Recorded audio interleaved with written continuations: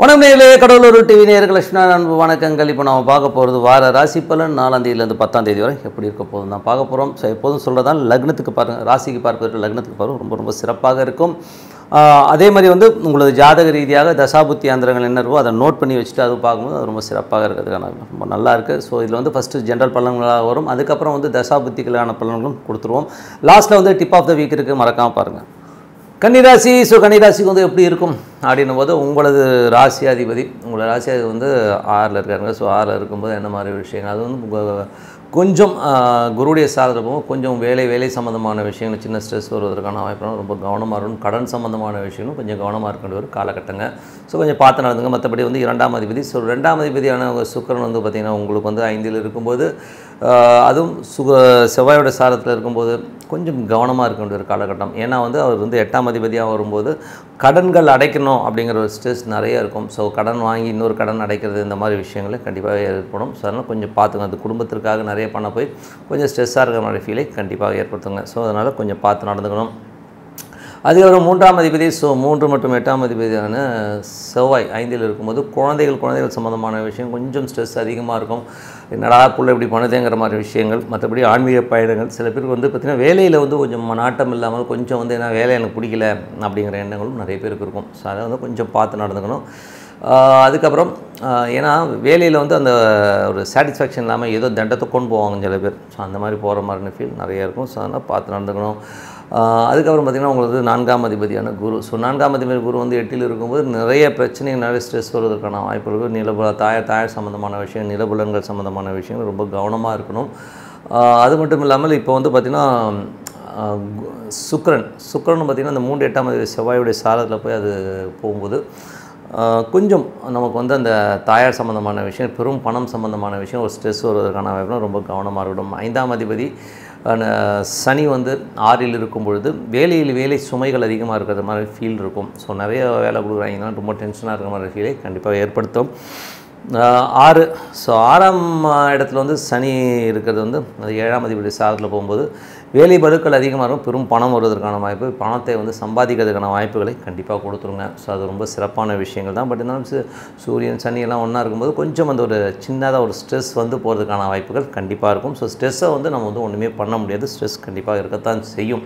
So அது நம்ம பார்த்து அட்ஜஸ்ட் பண்ணி தான் போகணும். மற்றபடி 7ஆம் அதிபதி. ஸோ 7ஆம் அதிபதி குரு.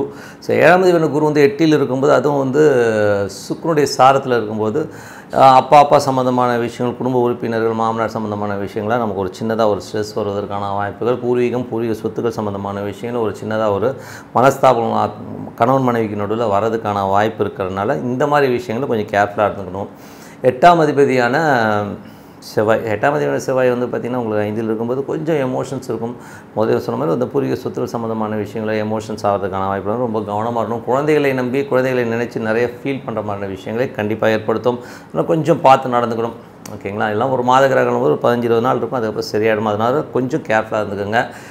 அதுக்கப்புறம் பார்க்கும்போது உங்களுக்கு 9ஆம் அதிபதியான சுக்கிரன். ஸோ 9ஆம் அதிபதி சுக்கிரன் பார்த்திங்கன்னா உங்களுக்கு 5ல் இருக்கும்போது நிறைய பிரயாணங்கள், ஆன்மீக சுற்றுலா போகலாம் அப்படிங்கிற எண்ணங்கள் சில பேருக்கு வரும். ஸோ சில பேருக்கு வயதானவர்கள் கொஞ்சம் கோயில் காட்சிகள்லாம் போகலாம் அப்படிங்கிற எண்ணங்களை கொடுத்துருங்க. ஸோ அதெல்லாமே ரொம்ப சிறப்பான விஷயங்கள் தான். அதுவும் தொழில் ரீதியான விஷயங்கள். 10ஆம் அதிபதியான புதன் பார்த்திங்கன்னா உங்களுக்கு 6ல் இருந்து அது குருவுடைய சாரத்தில் 8ல் இருக்கனால கொஞ்சம் தொழிலில் கவனமாக இருக்கணும். பேராசைப்படாமல் இருக்கணும். என்ன நடக்குதோ பிஸ்னஸ் அப்படியே நியூட்ரலாக இருந்து பார்த்துக்கிறது ரொம்ப ரொம்ப நல்லது. ஸோ அப்போ தான் நம்ம அடுத்த லெவல் போகிறதுக்கான வாய்ப்புகள்லாம் இருக்குது. ஸோ தொழில் ரீதியான விஷயங்கள் மிக மிக மிக கவனம் தேவை. அதுக்கப்புறம் 11ஆம் அதிபதி சந்திரன் பார்த்திங்கன்னா இந்த வாரம் ரொம்ப சிறப்பான பலன்களை கண்டிப்பாக வரும். வேலை இல்லாதவர்கள் வேலை கிடைக்கிறது, திருமணம் சார்ந்த சுப நிகழ்ச்சி நடப்பதற்கான வாய்ப்பு ரொம்ப சிறப்பாக இருக்குது. ஸோ குழந்தைகள் சம்மந்தமான விஷயம் ரொம்ப குதூகலம், சந்தோஷம் கண்டிப்பாக இருக்கும். ஸோ எல்லாமே சிறப்பு தான். அதுக்கப்புறம் பார்க்கும்போது உங்களுக்கு 12ஆம் அதிபதி சூரியன் 6ல் இருக்கும்போது சில பேருக்கு வேலை விஷயமாக நிறைய பிரயாணங்கள் மேற்கொள்வதற்கான வாய்ப்பு. சில பேர் கை காசு கட்டி வேலையை காப்பாற்றின்னு நினைப்பாங்க. ஸோ அந்த மாதிரி விஷயங்கள் நடக்கிறதுக்கான வாய்ப்பு ரொம்ப நிறைய இருக்குது. ஸோ மற்றபடி எல்லாமே சிறப்பு தான். இதுவரை நம்ம பார்த்தது பொது பலன்கள். இப்போ இனிமேல் தசாபுத்தி பலன்கள் எப்படி இருக்குது அப்படின்னு பார்ப்போம். கன்னி லக்னம் சூரிய தசாபுத்தி அந்தரங்கள் எப்படி இருக்கும் அப்படின்போது சூரியன் 12 மற்றும் 6ல் இருக்கும்போது வேலையில் நிறைய அலைச்சல்கள் இருப்பதற்கான வாய்ப்புகளுக்கு, வேலைக்காக கொஞ்சம் வெளியூர் வெளிநாடு பிரயாணங்கள் நிறைய மேற்கொள்வதற்கான வாய்ப்புகள்லாம் கொஞ்சம் பார்த்து நடந்துக்கணுங்க. அதில் பார்த்திங்கன்னா நமக்கு ஸ்ட்ரெஸ்ஸாக இருக்கும். அதுவும் பிரயாணங்கள் ரொம்ப கேர்ஃபுல்லாக இருக்கணும். பயணங்கள் என்னங்க போகும்போது எவனாச்சும் ஏதாவது பண்ணிட்டு வருவானுங்க, குடிச்சிட்டு வருவானுங்க, ஏதாவது பண்ணிவிட்டு நமக்கு அது ஒரு அன்ஈஸியாக கொஞ்சம் அன்கம்ஃபர்ட்டாக இருக்கிறதுக்கான ஃபீல் இருக்குன்னு கொஞ்சம் பார்த்து பண்ணணும். ஸோ அது கொஞ்சம் பார்த்து பண்ணிக்கோங்க.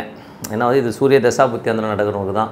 அதுக்கப்புறம் பார்க்கும்போது உங்களது சந்திர தசாபுத்தி அந்தரங்கள் வந்து பார்த்திங்கன்னா நல்ல சிறப்பான பலன்கள், நல்ல விஷயங்கள், நல்ல மாற்றங்கள், நல்ல ஏற்றங்கள் கிடைப்பாங்க. வேலை இல்லாத வேலை கிடைப்பதற்கான வாய்ப்புகள், நல்ல குழந்தைய சந்தோஷம், குதூகலம், கணவன் மனைவியும் ரொம்ப சிறப்பாக இருப்பதற்கான வாய்ப்பு இந்த வாரம் ரொம்ப சிறப்பாகவே இருக்குது. மற்றபடி வந்து பார்த்தா கன்னி லக்னம் செவ்வாய் தசாபுத்தி அந்தரங்கள் எப்படி இருக்கணும்போது செவ்வாய் வந்து 3 8ஆம் அதிபதியாக 5ல் இருக்கும்போது செவ்வாய் தசாபுத்தி அந்தரம் நடக்கிறவங்க வந்து பார்த்திங்கன்னா கொஞ்சம் எமோஷனாக ஆகிறதுக்கான வாய்ப்பு, சில நேரங்கள் வந்து வார்த்தையை காப்பாற்ற முடியலைங்கிற ஒரு எண்ணங்கள், ஒரு ஸ்ட்ரெஸ் இருக்கும். குழந்தைகளை நம்பி நினச்சி கொஞ்சம் திடீர்னு ஃபீல் பண்ண ஆரம்பிச்சிடுவீங்க. இந்த குழந்தைகளுக்கு நான் என்ன பண்ண போகிறேன், ஏது பண்ண போகிறேன், என்ன பண்ண போகிறதுன்ற மாதிரி ஃபீல் நிறையா இருக்கும். ஸோ அந்த மாதிரி விஷயங்கள் கொஞ்சம் கவனமாக இருந்துக்கணும். அதுக்கப்புறம் கன்னி லக்னம் ராகு தசாபுத்தி அந்தரங்கள் எப்படி இருக்கணும்போது ராகு வந்து பார்த்திங்கன்னா புதனுடைய சாரத்தில் போகும்போது என்ன மாதிரி விஷயங்கள் இருக்கும் அப்படின்போது புதன் வந்து பார்த்திங்கன்னா இப்போ இருக்கிறது 6ல் இருக்கும்போது கொஞ்சம் கணவன் மனைவிக்குனால நிறைய கருத்து வேறுபாடுகள் வருவதற்கான வாய்ப்பு, கொஞ்சம் கடன் வாங்குறதுக்கான தொழில் ரீதியான விஷயங்கள், நிறைய கடன் வாங்குறதுக்கான வாய்ப்புகளை நிறைய ஏற்படுத்தும். ஸோ அதனால் கொஞ்சம் கேர்ஃபுல்லாக இருந்துக்கணும். அதுக்கப்புறம் கன்னி லக்னம் குரு தசாபுத்தி அந்தரங்கள் நடக்கணும், ரொம்ப கேர்ஃபுல்லாக இருக்கணும். கணவன் மனைவி, தாயார் சம்மந்தமான விஷயம், நிலபுலன்கள், வட்டி வாகனங்கள் சம்மந்தமான விஷயம் ரொம்ப கேர்ஃபுல்லாக இருக்க வேண்டிய காலகட்டங்கள். ஸோ அதனால் நம்ம ஒரு சின்னதாக ஸ்ட்ரெஸ் வரும். ஸோ அதனால் கொஞ்சம் பார்த்து நடந்துக்குங்க. சில பேருக்கு வந்து கடன் நெருக்கடி அதிகமாக இருக்குன்றதுனால ஒரு கடனை அடைக்கணும்னு சொல்லிட்டு இன்னொரு இடத்துல கடன் வாங்கி இன்னொரு கடனை அடைக்கிறதுக்கான வாய்ப்புகளும் நிறைய இருக்குது. ஸோ கொஞ்சம் பார்த்து நடந்துக்கிறது ரொம்ப ரொம்ப நல்லது. அதுக்கப்புறம் கன்னி லக்னம் ஏன்னா அந்த குரு தசாபுத்தி வந்து 8ல் குரு இருக்கிறனால தான் இவ்வளோ ப்ராப்ளம், இல்லைன்னா அந்த ப்ராப்ளம் கிடையாது. ஸோ கொஞ்சம் பார்த்துருந்துக்குங்க. கன்னி லக்னம் சனி தசாபுத்தி அந்தரங்கள் எப்படி இருக்கும்போது சனி வந்து பார்த்திங்கன்னா உங்களுக்கு வந்து 6ல் இருந்து அது வந்து ராகுடைய சாரத்தில் இருக்கும்போது நல்ல ஒரு ஏற்றங்கள், நல்ல மாற்றங்கள், நல்ல ஒரு லாபங்களை கொடுக்கும். வேலையில் நல்ல ஏற்றங்கள், நல்ல லாபங்கள், மற்றபடி கடன் கேட்ட இடத்துல கிடைக்கிறது, நல்ல ஒரு வளர்ச்சி கிடைப்பது ரொம்ப சிறப்பாக இருங்க. ஸோ அதெல்லாமே ரொம்ப நல்ல விஷயந்தான். அதுக்கப்புறம் பார்த்திங்கன்னா கன்னி லக்னம் புதன் தசாபுத்தி அந்தரங்கள் எப்படி இருக்கணும், புதன் வந்து பார்த்திங்கன்னா சிறப்பான பலன்களை, நல்ல ஒரு ஏற்றங்கள், நல்ல லாபங்களை அள்ளி தருவதற்கான இப்போ ரொம்ப சிறப்பாக இருக்குது. ஸோ அது ரொம்ப சிறப்பாக தாங்க இருக்குது. ஸோ அதெல்லாம் எந்த வித மாற்றமும் இல்லை. ரொம்ப என்னென்னா அது வந்து குருவுடைய சாரத்தில் போகும்போது டே டு டே லைஃப்பில் நிறைய டென்ஷன்ஸ் வரும். ஸோ அதை மட்டும் நம்ம வந்து தவிர்க்க முடியாது. ஸோ டென்ஷன் தான் வளர்ச்சி இருக்கும், பட் ஆனால் டென்ஷன் கண்டிப்பாக இருக்குன்றது தான் உண்மையான விஷயம். அதுக்கப்புறம் கன்னி லக்னம் கேது தசாபுத்தி அந்தரங்கள் எப்படி இருக்கும், உங்களுக்கு ராசியிலேயே கேது இருக்கும்போது சின்னதாக ஒரு மன உளைச்சல் இருக்கும், சின்னதாக வந்து ஒரு படபடப்பு, ஒரு டென்ஷன்ஸ் இருக்கும். கேது தசாபுத்தி அந்தரம் நடக்கிறவங்களுக்கு அது சந்திரனுடைய சாரத்தில் வந்து நல்ல லாபங்களை அள்ளி கொடுத்தோம், சந்தோஷங்களும் குதூகலத்தையும் கொடுத்தாலும் ஒரு சின்னதாக வந்து மனசில் வந்து சஞ்சலங்கள், ஐயோ என்ன ஏதோ திடீர்னு ஒரு பயம் வந்துடும், எப்போனாச்சும் ஒரு வாட்டி ஒரு பயம் வரும். அதை வந்து தவிர்க்க முடியாது. ரொம்ப பயமாக இருந்தால் துர்கைக்கு விளக்கேற்றினீங்கன்னா அந்த ஒரு பயம்ன்றது கண்டிப்பாக போய்டுன்றதான் உண்மையான விஷயம். அதுக்கப்புறம் கன்னி லக்னம் சுக்கிர தசாபுத்தி அந்தரங்கள் எப்படி இருக்கும்போது சுக்கிரன் வந்து பார்த்திங்கன்னா உங்களுக்கு வந்து இப்போ வந்து 5ல் இருக்கும்போது நல்ல ஏற்றங்கள், நல்ல லாபம், பட் செவ்வாயோட சாரத்தில் போகும்போது டே டு டே லைஃப்பில் வந்து ரொம்ப ஒரு புலம்புறதையும் ஒரு டென்ஷனையும் கண்டிப்பாக கொடுத்துரும். அதுவும் குழந்தைகள் சம்மந்தமான விஷயங்கள் வந்து பூர்வீகம் சம்மந்தமான விஷயம் ஒரு ஸ்ட்ரெஸ் வருவதற்கான கொஞ்சம் பார்த்துருக்கணும்.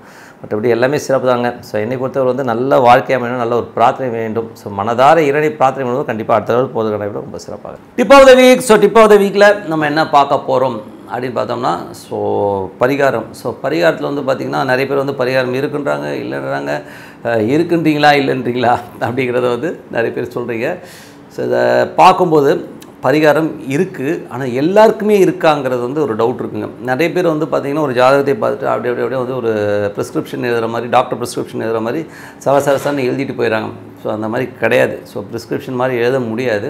அதனால் வந்து மேஜராக என்ன பார்க்கணும் அப்படின்போது ஒரு கிரகமோ ஒரு பாவமோ வந்து நம்ம வந்து ஒரு பரிகாரம் பண்ணுறோம். உதாரணத்துக்கு வந்து ஒரு 7ஆம் பாவம், 7ஆம் பாவத்துக்கான பரிகாரங்கள் போடும்போது அந்த பாவத்தில் செவ்வாயோ இல்லை அஷ்டமாதிபதியோ உட்காந்துருந்தால் அந்த பரிகாரம் பலிக்காதுங்க. ஸோ அது வந்து தோஷங்களை அதிகப்படுத்தினுங்கிறது தான் உண்மையான விஷயம். ஸோ அது வந்து முதல்ல மெயினாக பார்க்கணும். 8ஆம் அதிபதி மட்டும் இல்லாமல் செவ்வாயும் அங்கே உட்காந்துச்சு வைங்களேன், கண்டிப்பாக அந்த பரிகாரம் பண்ணக்கூடாதுங்க. ஸோ அந்த மாதிரி பண்ணும்போது தான் நிறைய பேர் பார்த்திங்கன்னா பரிகாரம் பண்ணிட்டு வரும்போது ஆக்சிடென்ட் ஆகுறது, வண்டி இதாகிறது, நிறைய ப்ராப்ளங்களை ஃபேஸ் பண்ணுறது இந்த மாதிரி ஜாதகங்கள் தான் பண்ணிட்டு வருதுங்க. சரிங்க, அப்படின்னா கர்மான்றது இதெல்லாம் உண்மையாங்கன்னா கண்டிப்பாக உண்மைங்க. சில கர்மாக்கள் வந்து நம்ம தீர்க்கவே முடியாது, வாழ்ந்து நம்ம அனுபவித்து தீர்க்க வேண்டிய கர்மாக்கள் தான் இதெல்லாம். ஸோ 8ஆம் அதிபதியோ செவ்வாயோ வந்து தொடர்பு இருந்ததுன்னா அவன் வந்து அனுபவிச்சு, இந்த பரிகாரம்லாம் கிடையாது, அது வந்து நான் அனுபவித்து தீர்க்க வேண்டிய ஒரு கர்மா தான் இல்லையா, இதுலேருந்து எஸ்கேப் ஆக முடியாதுன்றது தான் உண்மையான விஷயம். அப்போது இதுக்கான ரெமெடி எப்படி இருக்குது அப்படின்னு சொல்லும்போது கர்மா தாங்க. ஸோ கர்மா தியரியில் வந்து சில விஷயங்கள் பண்ணலாம். இது வந்து எப்படின்னா பிரார்த்தனை. ஸோ நல்ல ஒரு பிரார்த்தனை பண்ணும்போது பார்த்திங்கன்னா உங்களுக்கு வந்து அந்த கர்மா வந்து ஃப்ரீ ஆகுங்க. ஸோ அது ஒரு விஷயம். ரெண்டாவது விஷயம் வந்து பார்த்திங்கன்னா இப்போ உதாரணத்துக்கு சொல்லப்போனால் நம்ம பிறக்கும்போது ஒருத்தர் வந்து சந்திரன் வந்து அஸ்வதி நட்சத்திரத்தில் வந்து ஒருத்தர் பிறந்திருக்கார். ஸோ அவருடைய கர்மா என்னென்னு பார்த்தீங்கன்னா சூரியனுடைய கர்மா வருது. ஸோ சூரியனுடைய கர்மானும் போது நீங்கள் அவர் அந்த அஸ்வதி நட்சத்திரத்தில் பிறந்தவர்களுடைய நீங்கள் லைஃப் எடுத்து பார்த்தீங்கன்னா தந்தையால் வந்து பெருசாக பாதிக்கப்பட்டிருப்பாங்க. எதுக்கு சொல்கிறேன், இது உதாரணத்துக்காக சொன்னேன். தந்தையினால் அதிகமாக பாதிக்கப்பட்டவர்களாக கண்டிப்பாக இருப்பாங்க. அதே மாதிரி வந்து பார்த்திங்கன்னா, ஏன்னா அந்த சூரியன் பாவம் வந்து கர்மாவாக வரும்போது அந்த ஏதாவது ஒரு ரூபத்தில் அப்பா ரொம்ப பாசமானவர் தான் இருந்திருப்பார். ஆனால் அந்த பாசமே இவங்களை வந்து கண்டிப்பாக வந்து கவுத்து விட்ருக்கும். ஒரு லெவலில் வந்து அவங்க சொல்லியிருப்பாங்க, அப்பா உன்னால் தான்ப்பா நான் ரொம்ப கஷ்டப்பட்டேன் அப்படிங்கிற லெவலில் கொண்டு வந்து விட்ருங்க. அது ஒரு விஷயம். அதுக்கப்புறம் பார்த்திங்கன்னா யாரெல்லாம் அஸ்வதி நட்சத்திரத்தில் இருக்கணும் நிறைய அபார்ட் இருக்கும் அந்த ஃபேமிலியில். ஸோ அஸ்வதி நட்சத்திரத்தில் இருக்கவங்களுடைய அஸ்வதி நட்சத்திரம்னும் போதே கண்டிப்பாக வந்து அஸ்வதியாக இருந்தாலும் சரி அஸ்வினி ரெண்டுமே ஒன்று தான் சொல்கிறேன்.